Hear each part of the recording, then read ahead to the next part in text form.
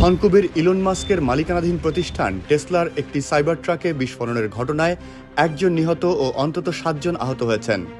লাস ভেগাসে নবনির্বাচিত মার্কিন president Donald ট্রাম্পের হোটেল ট্রাম্প ইন্টারন্যাশনালের সামনে এই ঘটনা ঘটে। আজ বৃহস্পতিবার মার্কিন পুলিশের বরাত দিয়ে এই তথ্য জানিয়েছে এএফপি।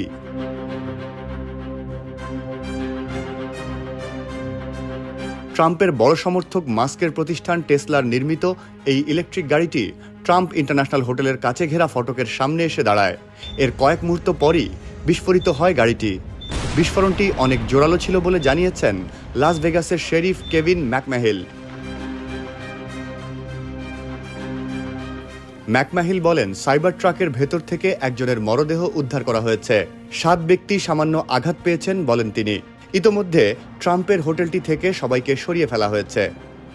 পরবর্তীতে সংবাদ সম্মেলনে তিনি জানান, ট্রাকের পেছনে জ্বালানি গ্যাস ও ক্যাম্পিংয়ের সময় ব্যবহার করা হয় এমন জ্বালানি ক্যানিস্টার রাখা ছিল। পাশাপাশি আতশবাজি ছুড়ে মারার যন্ত্রও ছিল সেখানে।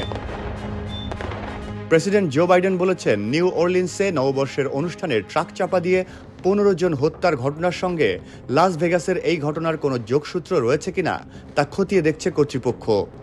এখনও এ ধরনের কোনো যোগসূত্র পাওয়া যায়নি বলে নিশ্চিত করেন তিনি।